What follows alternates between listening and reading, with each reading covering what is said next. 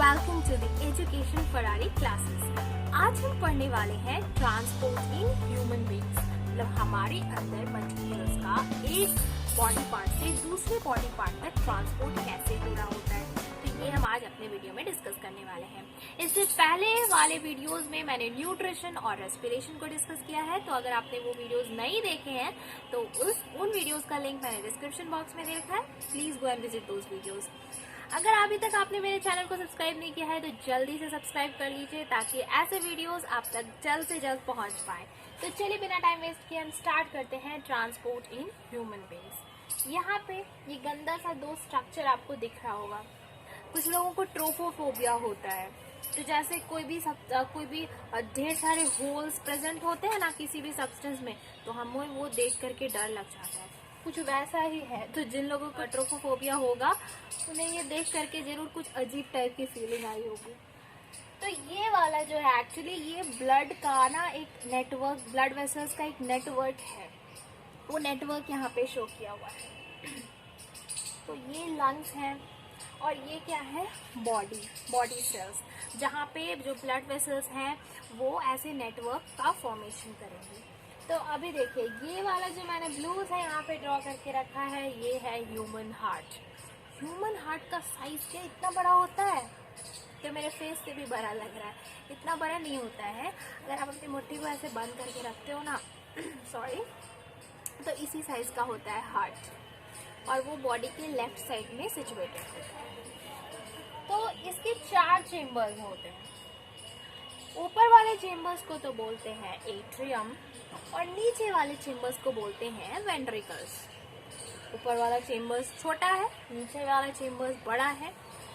तो अब इसमें एक और लोचा है। देखो ये वाला साइड को हम बोलते हैं लेफ्ट और वो वाले साइड को हम बोलते हैं राइट। तो जब हम इसको ऐसे पीछे से देख रहे होते तो ये तो मेरा राइट हैंड था और ये मेरा लेफ्ट हैंड था, लेकिन इसको लेफ्ट बोल दिया और इसको राइट बोल दिया। तो इसको याद रखने का एक सिंपल सा तरीका है कि आप ऑब्जर्वर बन के मत देखो, आप इमेजिन करो कि वो हार्ट आपका ही है।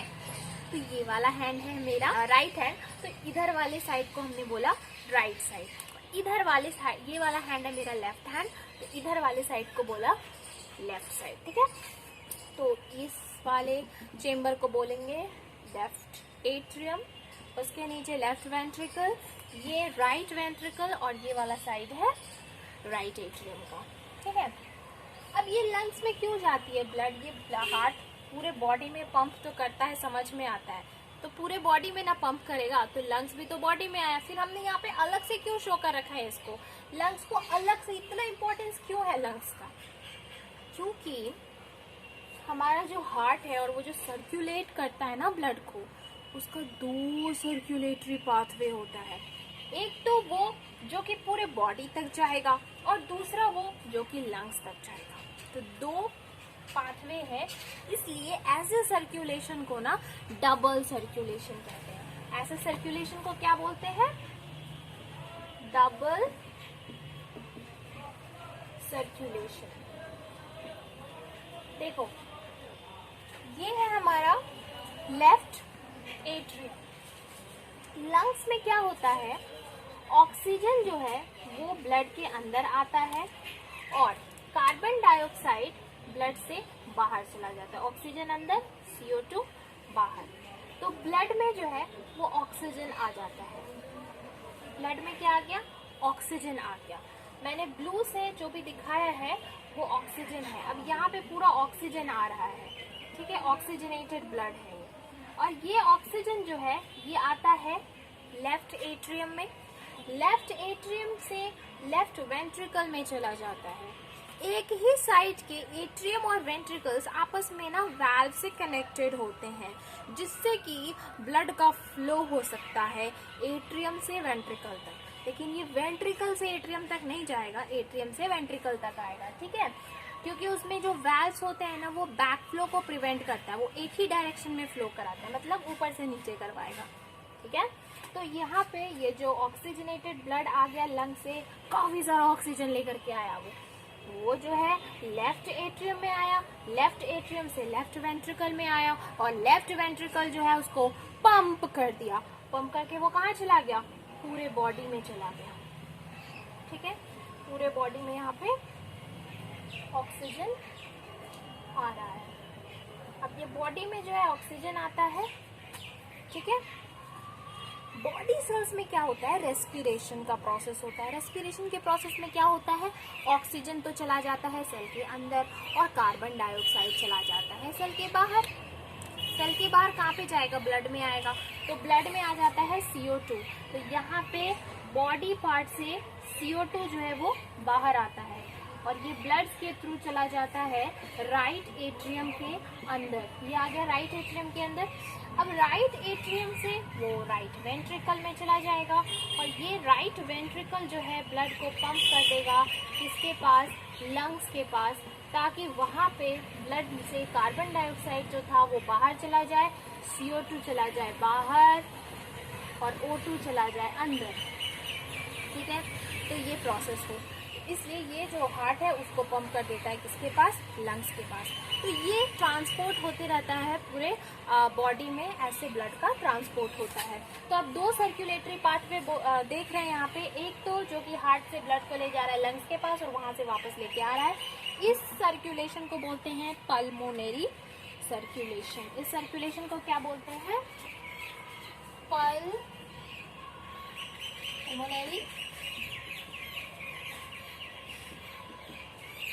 सर्कुलेशन। और इस वाले सर्कुलेशन को जो कि पूरे बॉडी पार्ट से पूरे बॉडी पार्ट से ब्लड को हार्ट के पास लेके आ रहा है और फिर हार्ट से ब्लड को पूरे बॉडी पार्ट्स तक लेके जा रहा है, इस वाले सर्कुलेशन को बोलते हैं सिस्टेमिक सर्कुलेशन।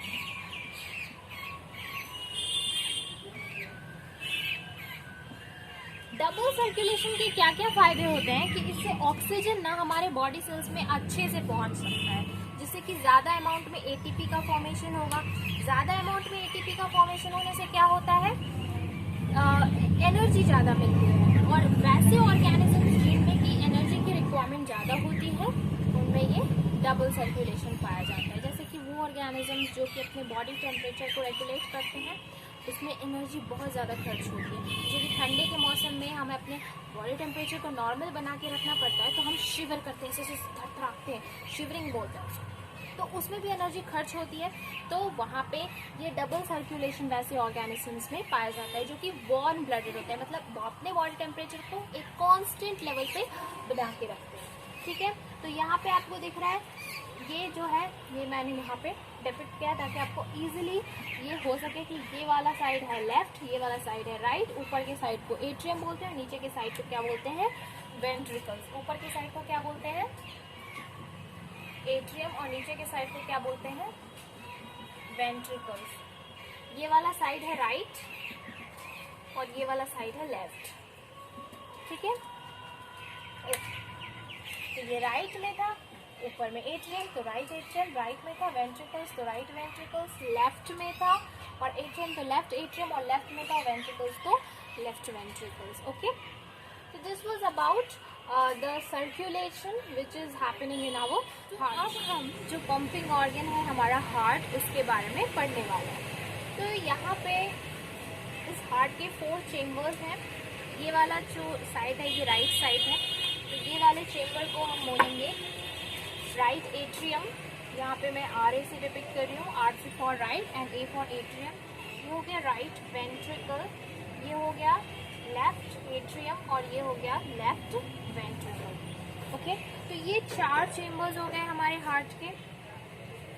अब एट्रियम में ब्लड रिसीव होगा और वेंट्रिकल से ब्लड हो जाएगा पंप। ये बातें आपको याद रखनी है। तो क्या होता है, पहले एट्रियम में ब्लड कलेक्ट होता है।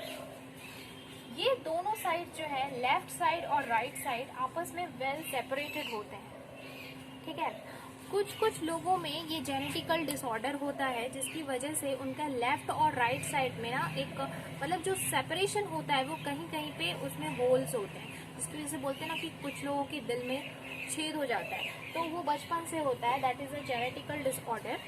लेकिन नॉर्मल लोगों में जो दोनों साइड्स हैं वो वेल सेपरेटेड है, जिससे कि ऑक्सीजनेटेड और डीऑक्सीजनेटेड ब्लड जो है वो वेल सेपरेटेड होता है, मतलब ऑक्सीजनेटेड ब्लड जो है वो कभी भी मिक्स नहीं होगा कार्बन डाइऑक्साइड वाले ब्लड के साथ, अलग अलग रखने का काम करता है। ठीक है, तो पहले दोनों एट्रियम में ब्लड आता है। राइट एट्रियम में कैसा ब्लड आएगा? डीऑक्सीजनेटेड ब्लड आएगा। डीऑक्सीजनेटेड ब्लड को रेड से शो कर देंगे। ठीक है, राइट एट्रियम में जो है वो डीऑक्सीजनेटेड ब्लड आ रहा है,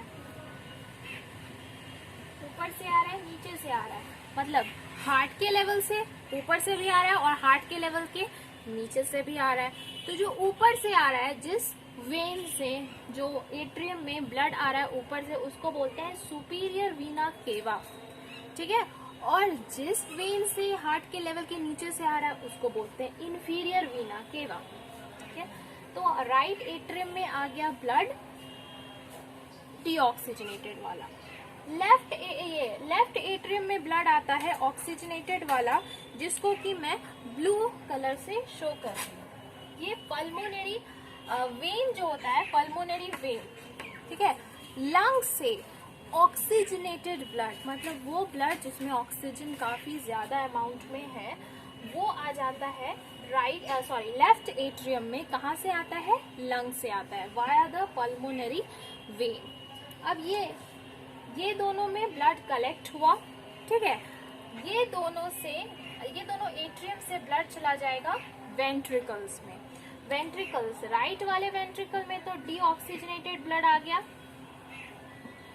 और लेफ्ट वाले वेंट्रिकल्स में कैसा ब्लड आ गया? ऑक्सीजनेटेड ब्लड आ गया। अब हार्ट कॉन्ट्रैक्ट करेगा। ठीक है, हार्ट में क्या होगा? कॉन्ट्रैक्शन होगा।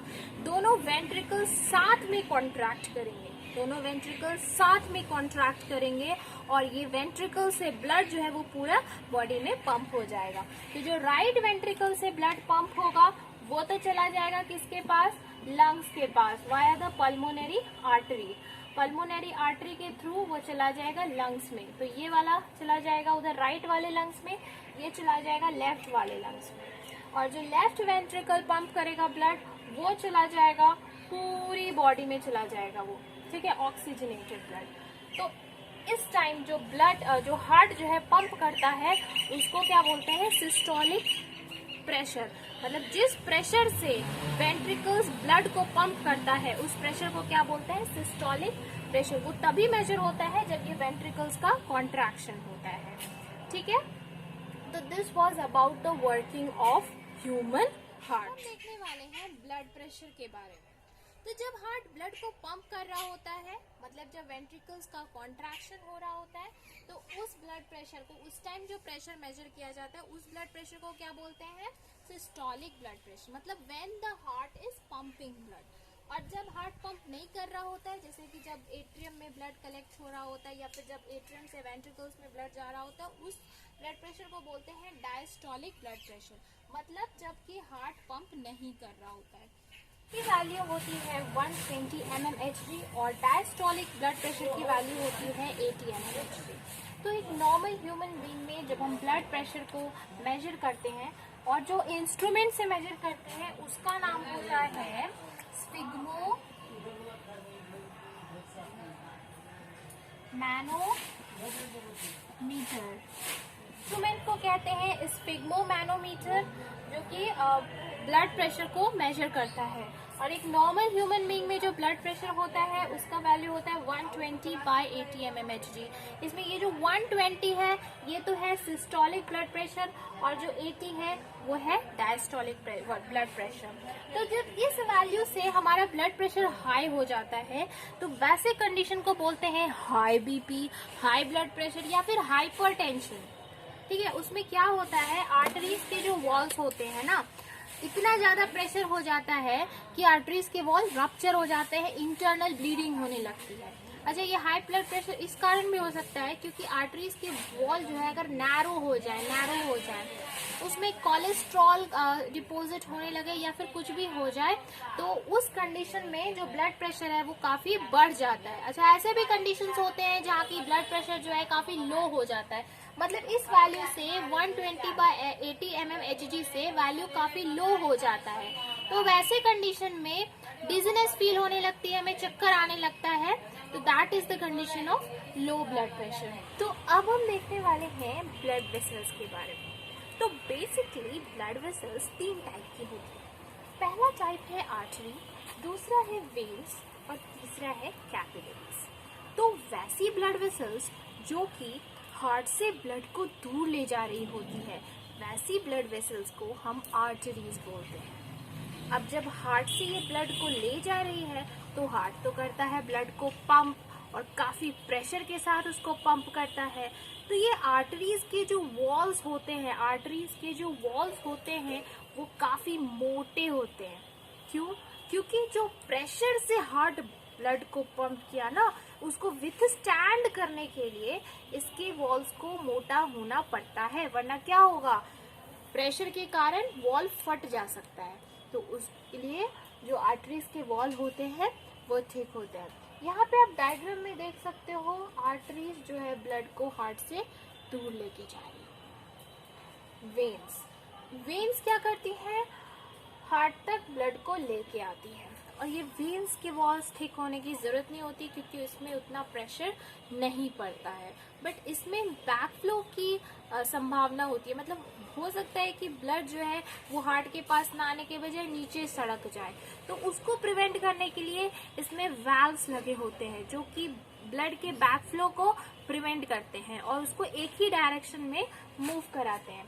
तो ये होता है काम वेन्स का। अगला होता है कैपिलरीज। कैपिलरीज का क्या काम होता है?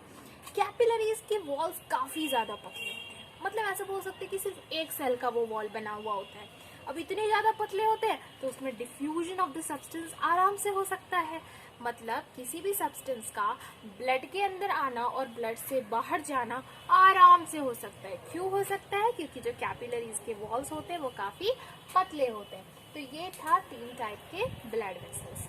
अब लिम्फ क्या होता है? लिम्फ जैसे देखो, ये हार्ट है, ये हार्ट से ब्लड पंप हुआ, लेफ्ट वेंट्रिकल ने ब्लड पंप किया, आउटा के पास गया, आउटा से फिर जो है वो ब्लड आर्टरीज में चला गया, आर्टरीज फिर छोटे छोटे ब्रांचेस में बढ़ गई और उन ब्रांचेस को हमने आर्टेरियोल्स बोला। फिर ये कैपिलरीज में बढ़ गई। कैपिलरीज जो है सबसे छोटा, सबसे पतला और सबसे छोटा ब्लड वेसल होता है। तो यहाँ से अब ब्लड का डिफ्यूजन होगा। कुछ सब्सटेंसेस, कौन से सब्सटेंसेस होते हैं? तो प्लाज्मा होता है, प्रोटीन्स होता है और कुछ ब्लड सेल्स होते हैं। तो ये तीनों मिलकर के क्या बनाते हैं? लिम्फ बनाते हैं। ये तीनों ooze आउट होते हैं, इस कैपिलरी से बाहर निकलते हैं और बाहर निकल के ये सेल्स के बीच के जो स्पेसेस होते हैं, मतलब जो इंटरसेलुलर स्पेसेस होते हैं, उसमें जाके फैल जाते हैं। इनमें मतलब ये जो ब्लड सेल्स होते हैं लिम्फ के अंदर, वो वाइट ब्लड सेल्स होते हैं। मतलब वो इम्यूनिटी का काम करते हैं। मतलब वो जो भी बाहर का सब्सटेंस या फिर कोई भी बैक्टीरिया, कुछ भी जर्म हो गया, उससे वो लड़ते हैं, तो वो सेल तक जा करके इम्यूनिटी प्रोवाइड करते हैं। ठीक है। दूसरी बात कि सेल्स में जब कुछ एक्स्ट्रा फ्लूइड हो जाता है, बहुत ज़्यादा लिक्विड भर गया सेल में, तो अब वो जो लिक्विड है वो ड्रेन आउट हो जाता है लिम्फ के अंदर। अब ये जो लिम्फ है ये कलेक्ट हो जाता है वेनलेट्स में, वेनलेट से फिर वेन्स में, वेन से फिर मेजर वेन्स में, और ये मेजर वेन्स जो है फिर वापस कहाँ चले जाते हैं? हार्ट के अंदर चले जाते हैं। तो दिस वाज अबाउट लिम्फ। और इस सिस्टम को हम बोलते हैं, ये सिस्टम जो है पैरेलली रन कर रहा होता है हमारे सर्कुलेटरी सिस्टम के साथ, और इस सिस्टम को हम बोलते हैं लिम्फेटिक सिस्टम। ठीक है। तो with this we come to an end of this topic. हमारे अगले टॉपिक में हम excretion in human beings discuss करने वाले हैं। तो if you like this video, don't forget to subscribe my channel for more such videos. Thank you.